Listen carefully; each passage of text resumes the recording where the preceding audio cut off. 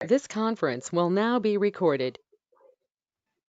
Tonight, I'm going to talk about a much more complicated subject than I ever anticipated it being. George, can you go to full screen on your PowerPoint? It is on full screen. We don't see the full screen. Well, let me see here. I don't know how to do that.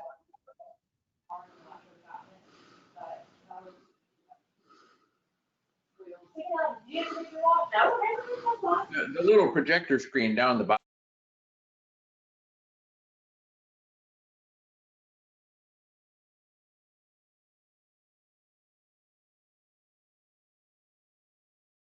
Okay, that's better. Okay. Thank you. The subject tonight is manifest destiny.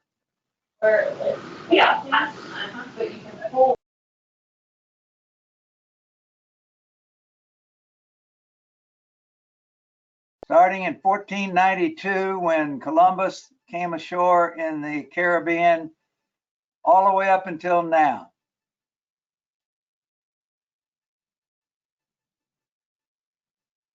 This is going to be the simplified story of the creation of the American Empire.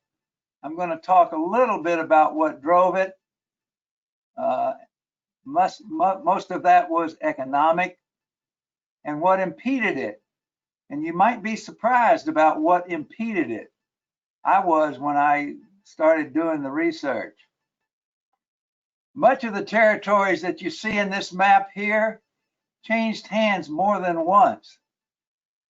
They changed hands between the Spanish, the English, the French, then back to the English, and then eventually to the Americans.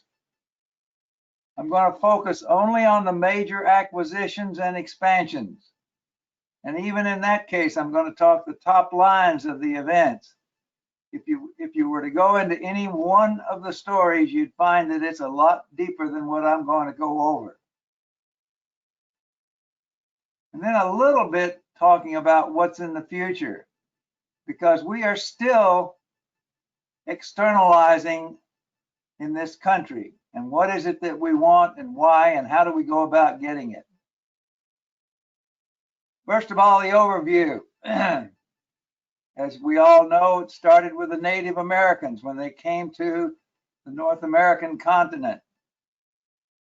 Then that was settled by Europeans, which eventually then formed into the 13 colonies that became the American country. I'm going to talk about the Louisiana Purchase. I'm going to talk about the Trail of Tears, because that was a very distinct part of Manifest Destiny. Then about the conflict with Mexico, because Mexico actually had a fair amount of autonomous power in the South and Southwest. And there were people in the United States who wanted all of Mexico, not just the parts that we got. They also wanted all of Canada. Then I'm going to talk about Seward's Folly. And then last, the Spanish-American War. Those are the major components of our growth. Now, manifest destiny as a term actually was coined by a journalist in 1845. And he coined it because what he was trying to do was encourage the United States to incorporate the Republic of Texas into the United States. And that's when he wrote an article describing our destiny was shore to shore, which in that particular case included Texas. Texas by then had formed a separate republic, and I'm going to talk about how they formed that republic. You might be a little bit surprised by that. The newspaper article itself did nothing but advocate its annexation, and there was a very strong resistance to that annexation, and that resistance was around slavery, because the free states did not want to bring Texas in to the United States as a slave state, which it actually did become, by the way. But the intent of Manifest Destiny was to occupy all of the land between the Atlantic and the Pacific. And as I said, in some people's minds, that included both Canada and Mexico. George, Yes. let me ask you a question about Texas was formed as a separate republic. I understand that in their constitution, they actually have wording to the effect that they actually, if they wanted to, could secede from the United States. Is that correct? You know what? I don't know that. Okay. I've not ever read their constitution, so I don't know that. I do know that right after they formed as a republic, they petitioned to be brought into the United States, and the United States resisted the petition. So for 9 years, they were a republic. And I'll go into Texas in some more detail. But I don't know about what you said. Early settlement of North America.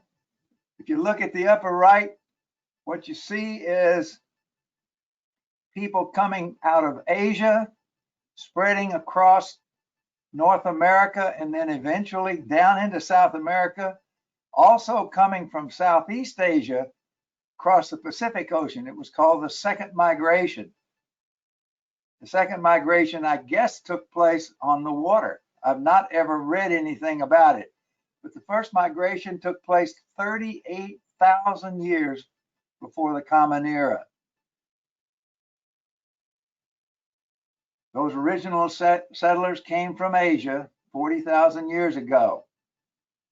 By the time that the European countries started to colonize North America, they were scattered in over 300 different tribal areas and then subdivided into thousands of tribes. And if you look at that picture, if you were to look at it in detail, you'd see a fair number of names that you recognize. And then you'd also see a fair number of names you probably have never heard of. There were Native Americans all over North America. However, they were unable to adjust to the incursion of the European settlers. They one time actually welcomed settlers, then they resisted settlers, and they never were able to find any kind of peaceful coexistence where everyone was happy. Now, European settlements in America. There were 3 different European outposts in North America. Spain actually was headquartered in what is now Santa Fe, New Mexico. France in Quebec City, and England in Jamestown, what is now Virginia.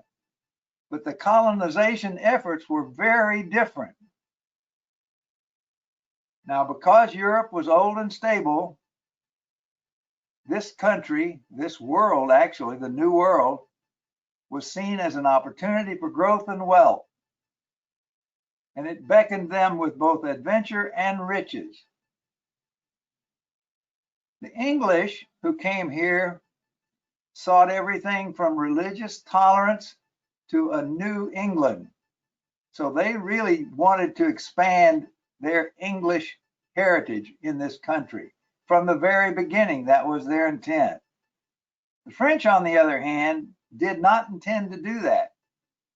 Their intention was to exploit its natural riches, primarily wild furs and associated animal skins and whatnot.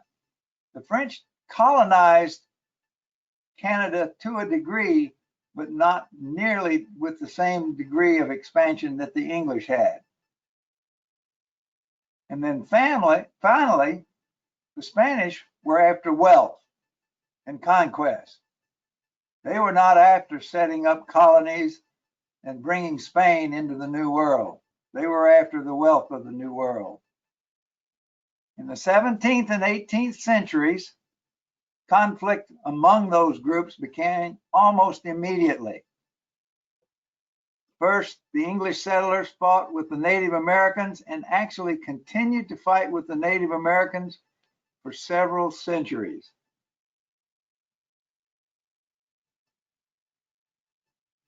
Then the English fought with the French in something called the French and Indian War in our country, called the 7 Years' War in Europe.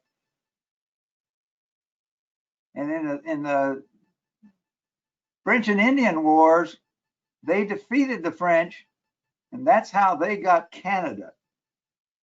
The English also fought with the Spanish. Now, that was primarily with the Spanish in Europe. Coming out of that, the English actually got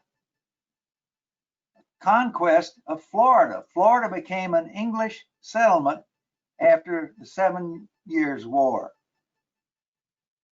However, what happened then was the Spanish focused on Central and South America, and in Central America, that was all the way up through Northern California.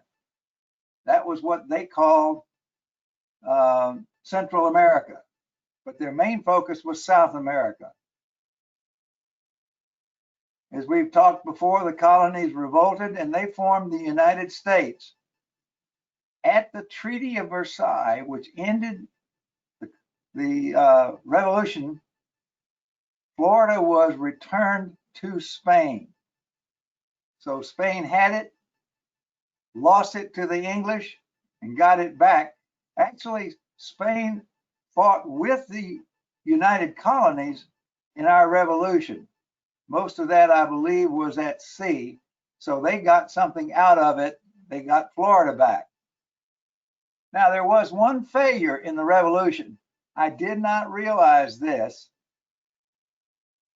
The Continental Congress, remember that crowd that met in 1774, their plan was to make Canada the 14th colony. I didn't know that that's what they were trying to do. Somewhere along the line, I missed that. And what they thought would happen was that, remember now, the English had only been in control of Canada for a little more than a dozen years.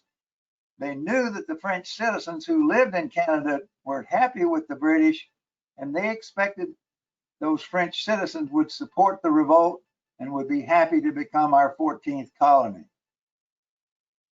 During the siege of Boston, 1775, two different colonial armies went north. The one in the west came up through Montreal and then to Quebec City. The one in the east actually started just north of Boston.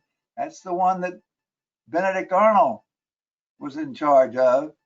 And they have the story of Benedict Arnold going to Quebec is just an incredible story of hardship. They captured Montreal fairly easily. Montreal was not very well defended. There were very few British troops in Canada, by the way. There weren't that many actually in Quebec.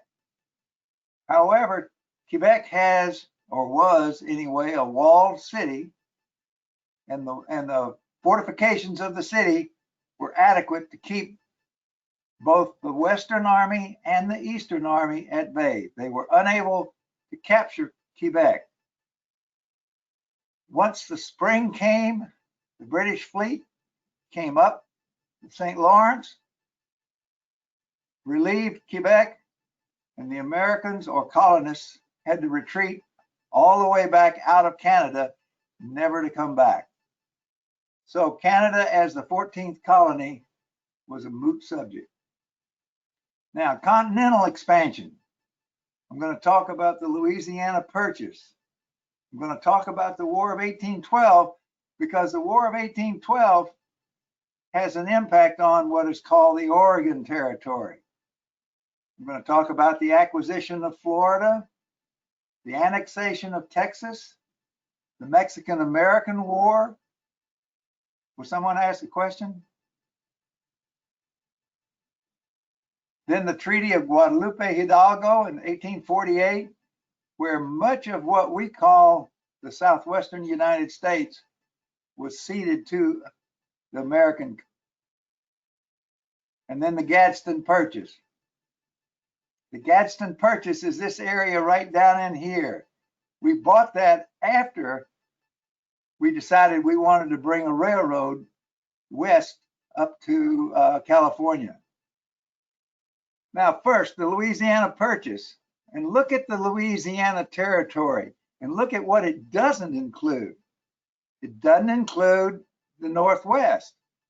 The Northwest it was not clear whose responsibility or whose ownership was the Northwest. The Southwest, at the time of the purchase, was Spain. Louisiana, throughout half of the 18th century, was controlled by the French. There were a few settlements, French settlements, down along the Mississippi River, and I've been to a couple of them. However, following their defeat in the 7 Years' War, Spain gained control of the territory west of the Mississippi. However, once Napoleon was on the throne, he defeated the Spanish and they ceded the Louisiana Territory back to France as part of something called the Treaty of San Ildefonso. So this territory in here changed hands several times. In 1803, Napoleon wanted to sell the territory to the United States because he needed the money for his wars in Europe. In May, an agreement was reached to purchase the entire territory for $15 million. The Senate ratified the purchase, but they had a very large argument in the Senate about whether or not the United States ought to be in the business of expanding to the West. And the ratification was actually fairly close. It was Thomas Jefferson, who was the president at the time, and there was barely enough energy in the Senate to ratify that purchase. So now we own that territory in white. In the War of 1812, before the war, there were two large explorations in this area. One was by an Englishman named Alexander Mackenzie, and the other you know about, that was the Lewis and Clark exploration. And what that did then was call into question who owned the Oregon Territory. There were competing claims between Great Britain and the United States for the Oregon Territory. Now, back in 1812, that's 9 years after Lewis and Clark, I think, we started a war with Great Britain. Actually, if I remember correctly, it was about seamen being impressed into the British Navy without our participation. That ended in a stalemate with a peace treaty in 1815. In 1818, the two claimants were addressed in the Treaty of 1818, and what that sanctioned was a joint occupation of the Oregon country. So in 1818, both the United States and Great Britain were occupying this area, but there was no government in the territory. No one country held dominion over the entire territory. This joint occupation was still in effect 25 years later.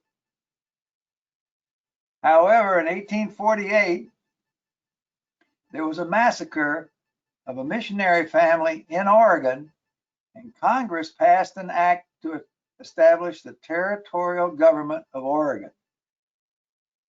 Most of the people who were in that area were Americans, and there was an argument about where to set the boundary, but Great Britain decided they did not want to contest America taking over that area, and so they did not. Florida. Florida was a burden to Spain. Florida was, remember what I said, the Spanish did not colonize the areas that they were in very well. Yeah. George, that Yeah. on the previous map, I don't know if you can go back one slide. Yeah. In the right-hand corner, it says Rupert's Land. I don't know what that meant. Okay. Yeah, that's part of Canada. Right. Rupert, yeah. But I Rupert don't was, know what the derivation of it is. Yeah. All right. I was just curious. Okay. yeah, you got to talk about Canadian history sometime, George. Well, how about Mel doing that? That's a good idea. All Yeah. right, back to Florida. All right. Florida in 1820. Florida was a burden to Spain. They could not afford to send settlers or garrisons. And how Florida came back into Spanish hands was after the American Revolution. Florida, as part of the treaty that ended the revolution, Florida was given back to Spain. That's how that happened. However, what happened next was the Spanish decided to cede the territory to the United States. And one of the reasons they decided to do that was they wanted to settle the boundary dispute along the Sabine River in Texas. They wanted agreement from the United States that the territory of Tejas belonged to Spain. And we agreed to that. What happened in Florida was we paid some claims against the Spanish government, about $5 million. They relinquished all claims to Florida, and we relinquished all claims to Spanish Texas. So the Louisiana Purchase did not include Texas. In 1821, Spain signed a Treaty of Cordoba, which acknowledged the independence of Mexico.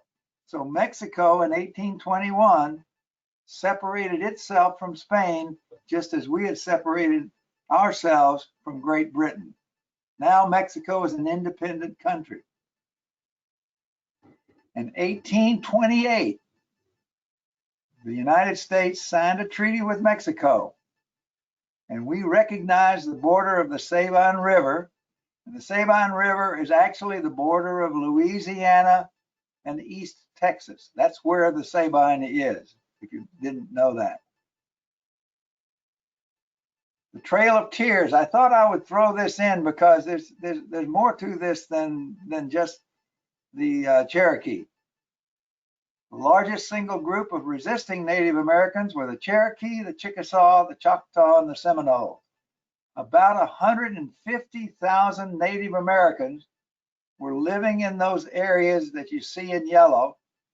And the Sacs and Foxes were living in what is now, I believe, southwestern Wisconsin and Iowa.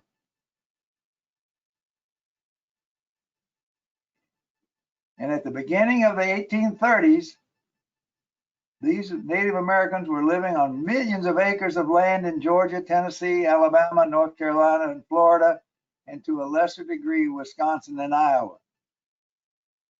And Georgia in particular did not want to leave the Cherokees in place. They wanted Cherokee land.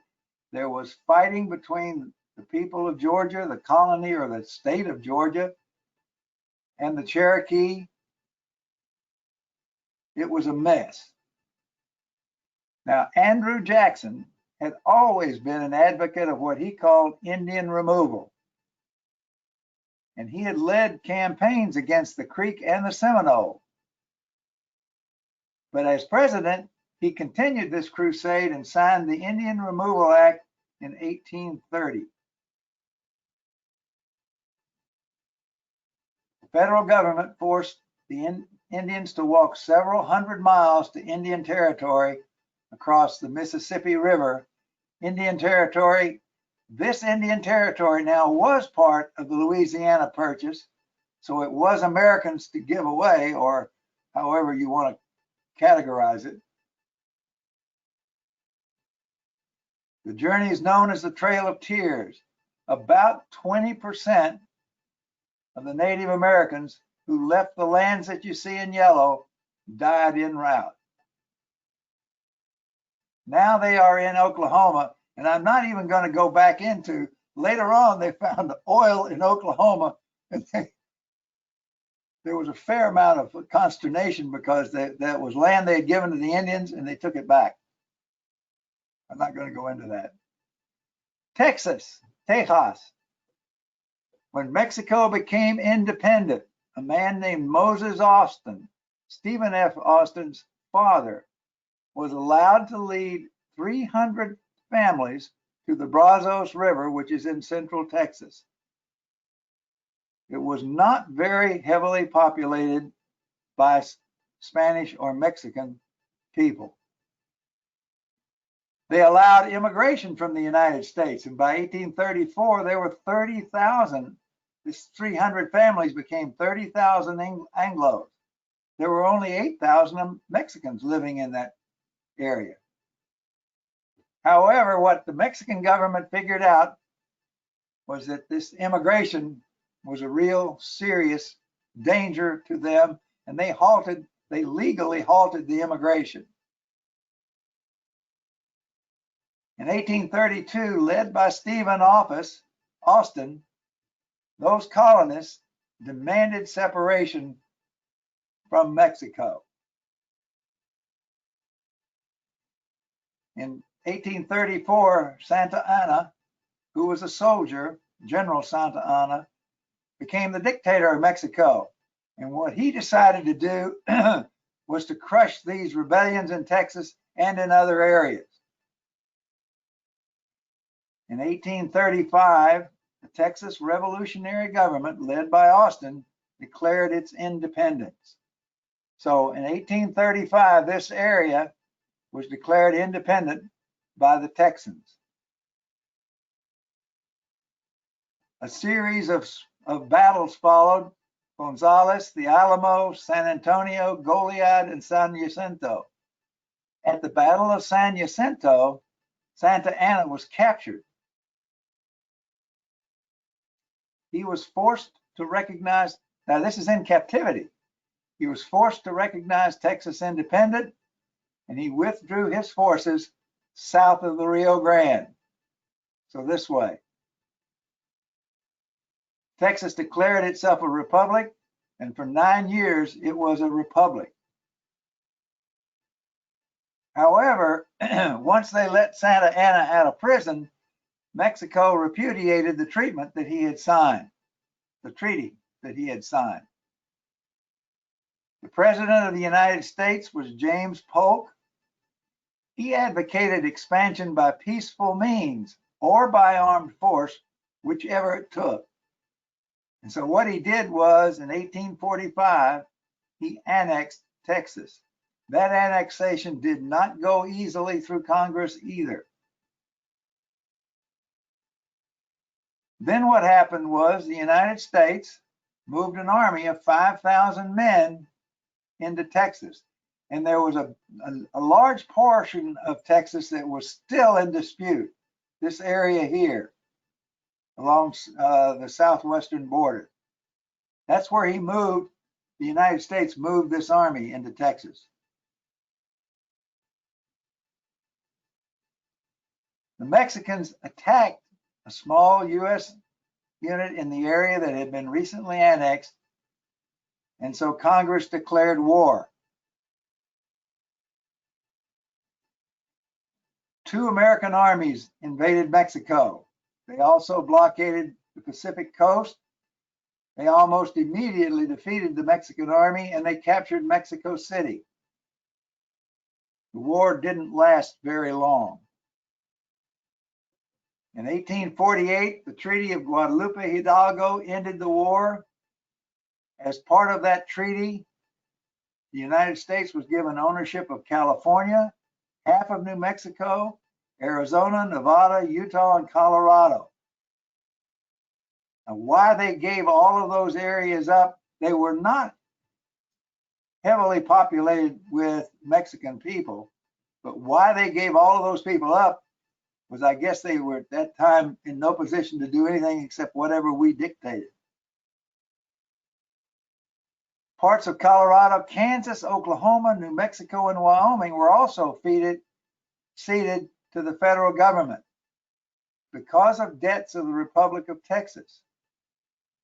Now, somebody's got to ask a question about that. That begs a question. Debts to whom? Another little piece of it. You ever heard of the Gadsden Purchase? It's a 29,000 square mile region of Arizona and southwestern New Mexico. We acquired it from Mexico by the Treaty of Mesilla in 1854. And the reason that we wanted to include that in American territory is this is where the south portion of the Transcontinental Railroad came. It came right through this area. That's why we wanted it. The purchase included land south of the Gila River and west of the Rio Grande. Mexico at the time was financially strapped. The area was still in dispute from the previous war, so they gave it up. That treaty provided $10 million for those 30,000 square miles.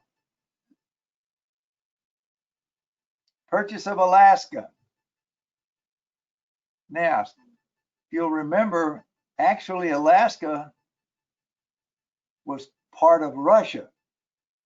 How they established a presence in North America, I'm not sure, but they were the only white people in Alaska to begin with.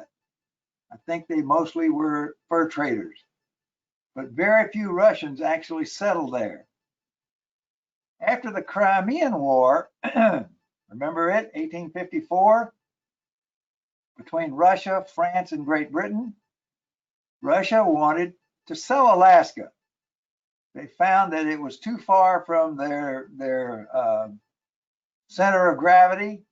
They believed it would be almost impossible to defend in any kind of a future war, but they were still angry at the Great Brits. So William Seward, Secretary of State, entered into negotiations with Edward Stokey for the purchase of Alaska. They never offered to sell it to Great Britain and what you would then call Canada. We were the only ones that had the opportunity to buy it. They, the Russians, agreed to a treaty in 1867. It was ratified by the Senate by a wide margin, despite the fact that at the time the president was Andrew Johnson, and if you remember, he was in bitter argument with Congress over Reconstruction, so they didn't want to give him anything. 585,000 square miles of territory was bought for $7.2 million. At the time, a lot of Americans thought that it was a corrupt deal. Later on, when they figured out the value of it, turned out to be, I think, 2 cents an acre, something like that. It was a heck of a bargain. Next, I'm going to talk about the prelude to the Spanish-American War. In 1823, President Monroe enunciated a doctrine called the Monroe Doctrine. That prescribed our policy about what we considered our territory. Part of that policy was no new incursions from Europe. Following the Civil War, there were heavy business investments in Cuba. There were 3 Cuban revolutions in the period 1868 to 1898. At the end of the third one, they formed an autonomous government. Spain at the time still had responsibility, authority, power, whatever you want to call it, in Cuba, but they formed an autonomous government in 1898. If you haven't ever heard the term yellow dog journalism, what was going on in the United States was, oh, look at the poor Cubans, they're being badly treated by the Spanish. We, the Americans, we're the good guys. We need to do something to protect them from the bad guys. the journalism was fake news 100 years before its time. In 1898, there were riots in Havana. By the way, even though they had declared an autonomous government, there were still Spanish forces in Cuba. So then what happened was America sent the Maine down to wave our flag in January of 1898. The Maine blew up February the 15th, 1898. The Spanish-American War is considered to be the best example of American imperialism at the turn of the century. I don't know what you call the war with Mexico. 2 months later, Congress passed a number of resolutions. 1, Cuban independence. 2, that we had no intention of annexing Cuba. 3, the Spanish had to withdraw. 4, they authorized the use of force to help Cuban patriots gain their independence. So Congress stepped in and said, we are not going to tolerate this situation the way it is. We're going to use force if necessary. 2 weeks later, Commodore Dewey led a U.S. naval squadron into Manila Bay, and he destroyed the entire Spanish fleet, which was at anchor, in 2 hours. Then the Americans landed near Santiago in Cuba. That's when San Juan Hill took place. The effort of the landing really was to force the Spanish fleet out of the harbor in Cuba. They fled a little over a month later, and in an ensuing battle, all were beached in a burning or sinking condition. The Spanish were no match for the American Navy or the American Army. Following the Spanish-American War, there was a treaty in 1898. During the war, the United States suffered about 2,000 casualties. Most of those were wounded. The Spanish suffered roughly the same number of casualties, except they had 11 battle cruisers sunk. Disease killed more people than the fighting killed in the Spanish-American War.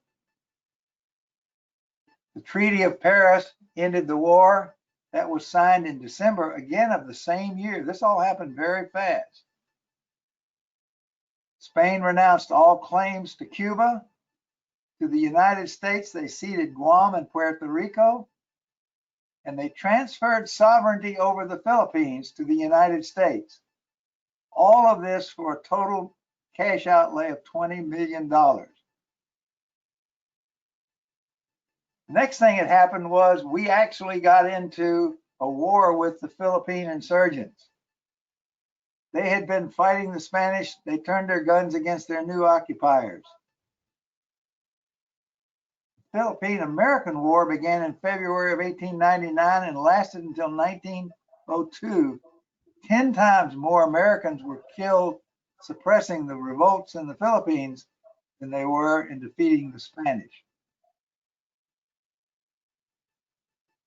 Next is the annexation of Hawaii. This is a great story.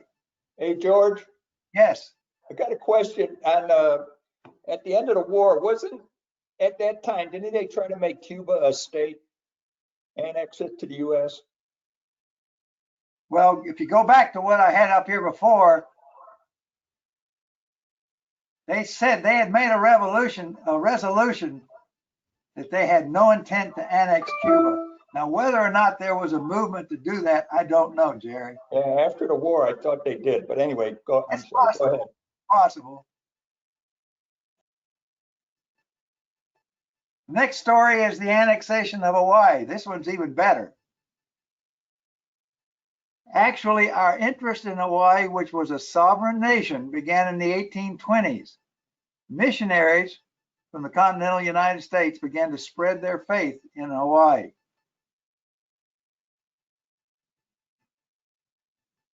The initial foothold that the Americans had in Hawaii were sugar plantations. That's where the money was. In 1890, And you got to look at this as whether or not this was a part of a longer range plan or not. Congress approved a tariff. Supposedly the tariff was put in to protect American sugar growers, but it raised the import rates on foreign sugar. So now the sugar planters who were in a power position were undersold by American producers in our country.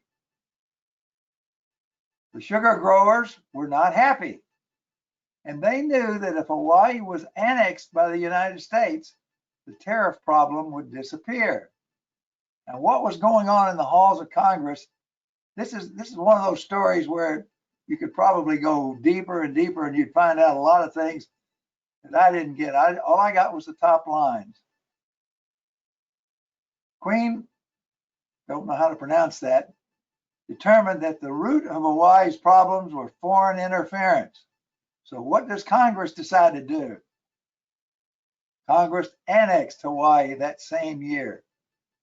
That took care of the problem.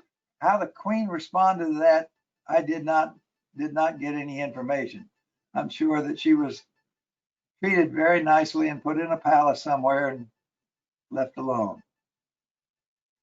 Now, my conclusions from all of this. We were a nation destined to expand for several centuries. If you've ever seen that painting on the right, that's the picture of the westward vision of the United States.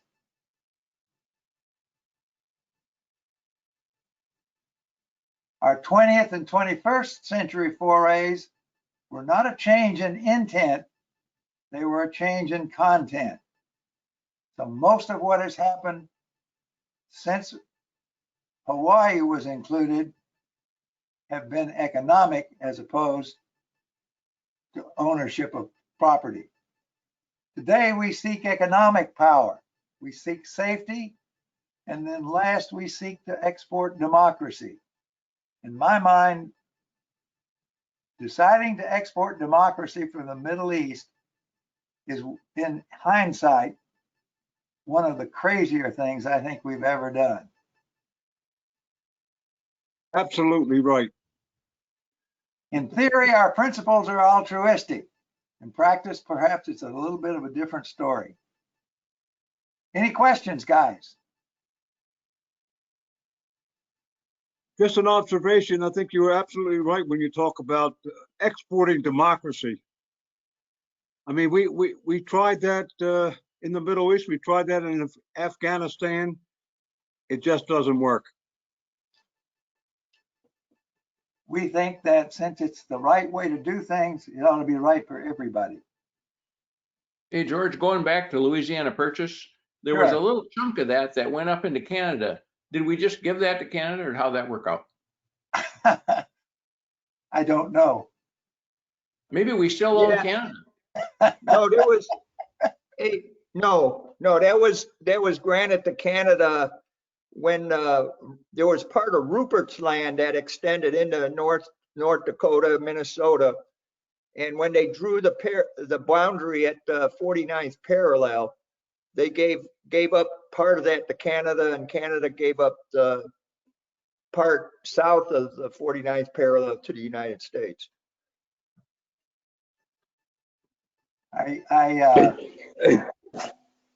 George, Well, George, they also gave up their claim to Oregon too.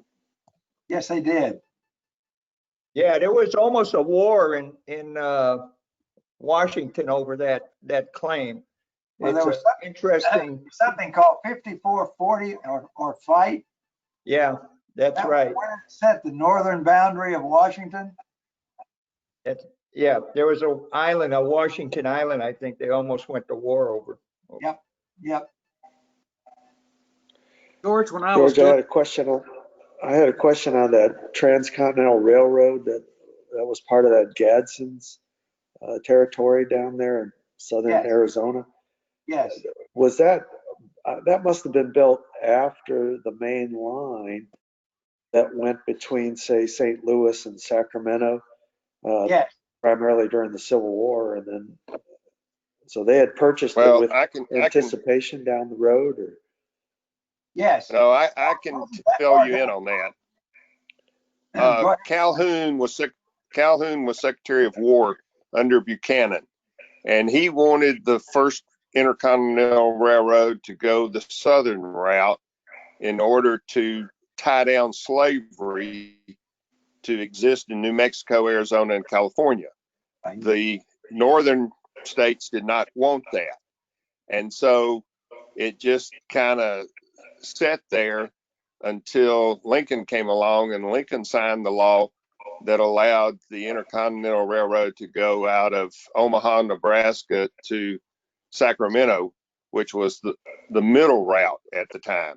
Now, the southern route was put in about 1890 through that area.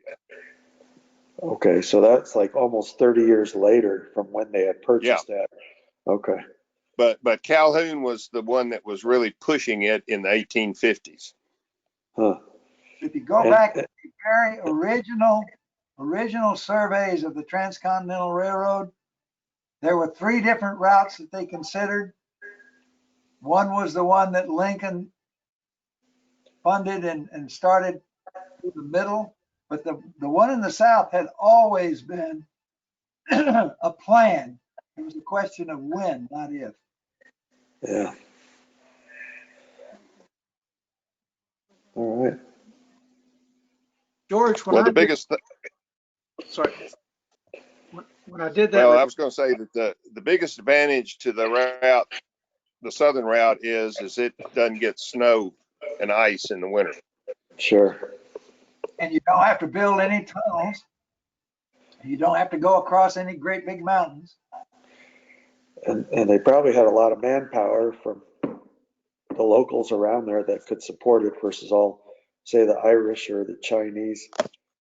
I think Owen should do a story on the Transcontinental Railroads. Does anybody else agree? I second the motion. You keep track. I third the motion.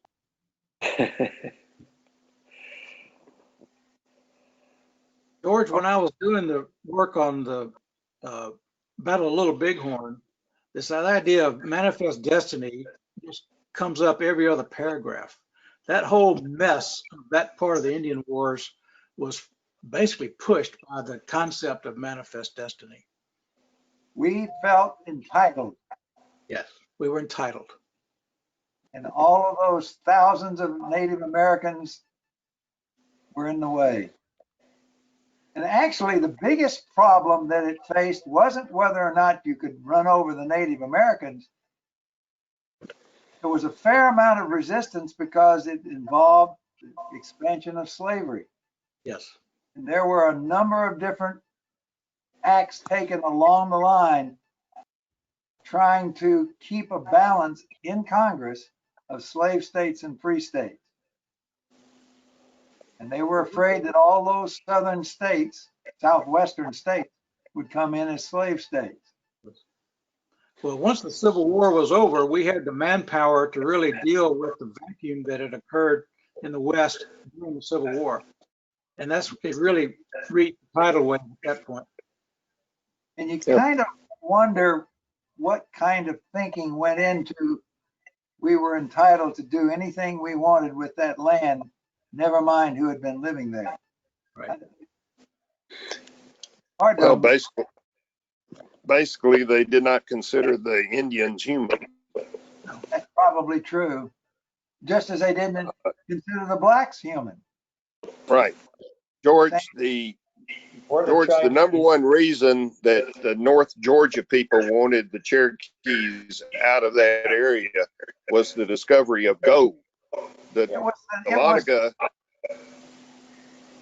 Dahlonegah's courthouse has gold leaf on it. It was also, that I agree with you, Owen, but it was also about cotton, because it wasn't just North Georgia. It was Alabama and Mississippi too. They wanted. Well, I agree with that, but I'm just referring to the North Georgia area, which was Cherokee. Correct. You're right. I've heard that also, I should say. Yeah, the Dahlonegah courthouse has gold leaf on the top of it. Yep. There was a mint at Dahlonega.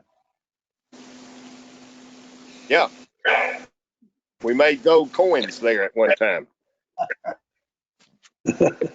Oh, well. Any other questions?